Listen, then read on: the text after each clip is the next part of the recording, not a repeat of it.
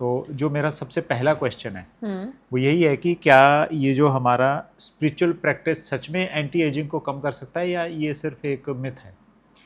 Actually सबसे पहले हमारे को ये समझना चाहिए कि कोई ऐसी चीज़ है ही नहीं जिसको हम एंटी एजिंग बोलेंगे। ओके। क्योंकि ageing is a process of life. ठीक है, चाहे वो पेड़ है, डॉगी है, ठीक है। इंसान है, हर कोई एज हो रहा है। हाँ। जिस दिन को हम पैदा हो रहे हैं उस दिन से हम एज हो रहे हैं, है ना। सिर्फ वो हमारी परसेप्शन है कि now you are a child, अब तुम एडल्ट हो, एडोलेसेंस हो, है ना। वो हमारी परसेप्शन है क्योंकि हम ग्रोथ को ऐसे देखते हैं। पता है कि हम ये हमारे फिजिकल बॉडी को साइड में रखे तो हम तो एज ही हो रहे हैं ना। पहले डे 1 का एज है, डे 2 का। तो ये जो हम एंटी एजिंग बोल रहे हैं ये बहुत ही कैची फ्रेज है, बट एंटी एजिंग के नाम की कोई चीज़ नहीं है। एजिंग स्लो हो सकती है स्पिरिचुअल प्रैक्टिसेस के थ्रू, एंड ऑल्सो ग्रेसफुल हो सकता है। अब आपने देखो होगा ना, कहीं लोग उन चाहे वो 70 ईयर्स के, चाहे वो 40 साल के, कितने ग्लो है उनके फेस में, कितने प्लेजेंट पर्सनालिटी है। शायद वो गुड लुकिंग ना हो बट बहुत ही प्लेजेंट पर्सनालिटी। आपको उनके साथ बैठना, बातें करना, सिर्फ उनको देखना दूर से कितना अच्छा लगता है। तो इसका मतलब ये है कि नोइंगली या अननोइंगली ये जो पर्सन है वो ऑन हायर स्पिरिचुअल जर्नी है। ये तो प्रूवन फैक्ट है। ठीक है, तो ये जो मैं एजिंग का स्लो करने की बात कर रही हूँ थ्रू स्पिरिचुअल वर्क, एक्चुअली जो ह्यूमन डिज़ाइन है वो originally was made for 1000 years of longevity, जो ओरिजिनली बना था, है ना। तो फिर बाद में हम इसको पोल्यूट करके, पोल्यूट मीन्स जो हमारे अंदर इनपुट्स आ रहे हैं, now that can be your thoughts, emotions, खाना, जिस नज़रिए से और किस नज़रिए के साथ आप दुनिया को देखते हो और अपने आप को देखते हो, ये सारे हमारे इनपुट्स है ना। जितने ये इनपुट पोल्यूटेड हो और लो फ्रीक्वेंसी हो उतना आपकी एजिंग को अफेक्ट करेगा। ठीक है, so spiritually when we take care of our well being, overall हम अपने आप को मेंटेन कर रहे हैं स्पिरिचुअल हेल्थ के थ्रू, तब वो आपको आपके एज को लोगों के लिए गेस करना बहुत मुश्किल हो जाता है।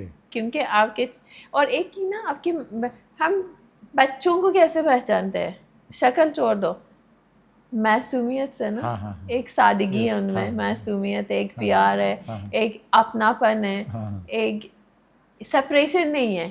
बच्चे को अभी थप्पड़ मारोगे, 5 मिनट के बाद टॉफी दे के उसके सामने जाओगे, वो आपको प्यार करेगा, है ना। उसको कोई ईगो नहीं है।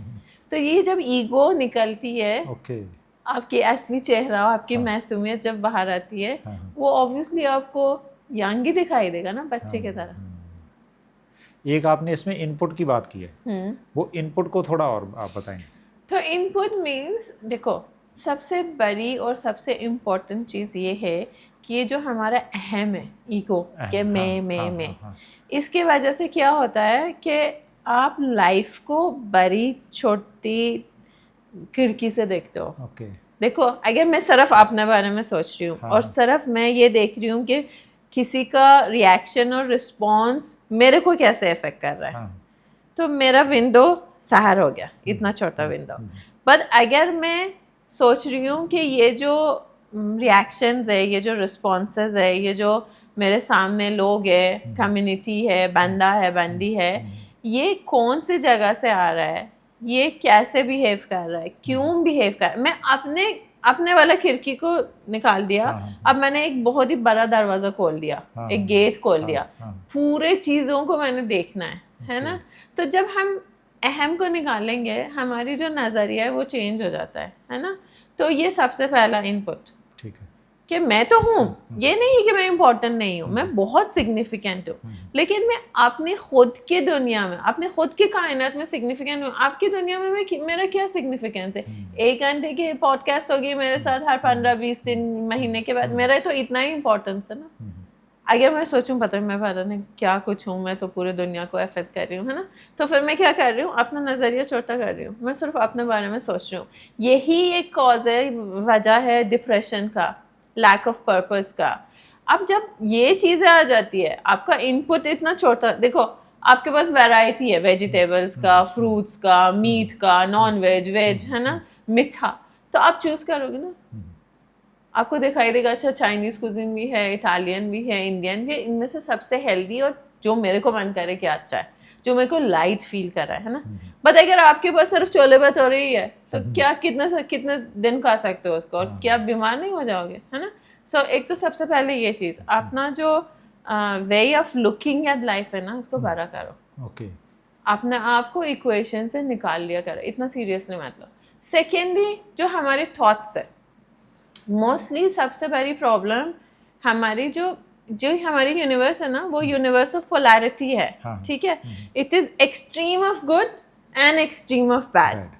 हमारा एक main collective purpose as human consciousness क्या है कि बैलेंस की लाइफ चाहिए, द मिडल पैथ, है ना इधर के एक्सट्रीम ना उधर के एक्सट्रीम, ना कोई चीज़ आपको इतना एक्साइटेड करना चाहिए कि आप अपना होश खो दो, ना इतना आपको डिप्रेस करना चाहिए कि आप जीना छोड़ दो, है ना।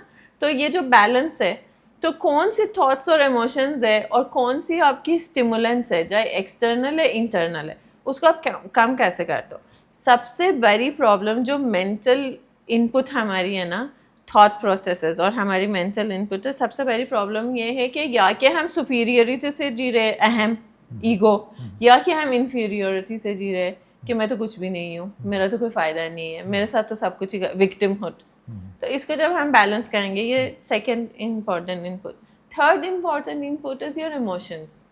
अब जब ये दो चीज़ें को आप टेक केयर करोगे और आप कोई चीज़ को सीरियसली नहीं लोगे इतना, मतलब ठीक है मेरे को आपने बोला मैम आप मेरे हिसाब से ना ये जो आप बोल रहे हो गलत है और ये मेरे को हर्ट किया है, मैंने आपका सुन लिया, जबकि मेरे को सोचना चाहिए कि मेरा क्या इंटेंशन था। ये कि मैं डिफेंड करने लग जाऊँ, गुस्से हो जाऊँ, ये वो, है ना। सो ये जो इमोशंस है, हमारे रिस्पॉन्सेज है, ये तीसरा इनपुट है। जब अगर आप फर्स्ट टू को टेक केयर करोगे ना, देन क्या होता है कि तीसरा अपना आप ही ठीक हो जाता है। आप इतने extreme emotions of anger, sadness, ecstasy में जाओगे नहीं, ठीक है। सो ये तीसरा इनपुट है। Food is also very important input, what we put in the body, because जो हमारा बॉडी है ना, this is the messenger of the soul. ये बॉडी कभी भी आपको झूठ बोल ही नहीं सकती। बॉडी इज अ टूल जो आपके माइंड को बाईपास करेगा। अगर मैं आपके साथ बैठ रही हूँ और मेरे को बॉडी को कुछ देर के बाद दर्द इधर उधर कहीं पे शुरू हो गया, या मेरे को लग रहा है मेरे सांस नहीं आ रही है या कुछ है ना, तो मेरी बॉडी बोल रही है कंपनी आपके लिए ठीक नहीं है। ये नहीं कि आप गलत हो या आप में कोई प्रॉब्लम है, नो प्लीज़ मेरे को गलत मत समझो, बट मेरे लिए हमारी फ्रीक्वेंसी मैच नहीं कर, शायद तीसरे बंदे के साथ आपको बिल्कुल मैच बैठ जाए, है ना, बट उस समय तो हमारे को बॉडी को सुनना चाहिए ना। To be able to listen to the body, it is important we take care of the body. अब इसका ये मतलब नहीं कि आपको वीगन होना चाहिए, वेजिटेरियन होना चाहिए, ये डाइट करो। मैं तो बिल्कुल ही किसी भी डाइट में विश्वास नहीं करती, मैं बॉडीटेरियन हूँ। जो मेरे बॉडी को मन करे और चाहिए और उसको लाइट फील करता है, उसको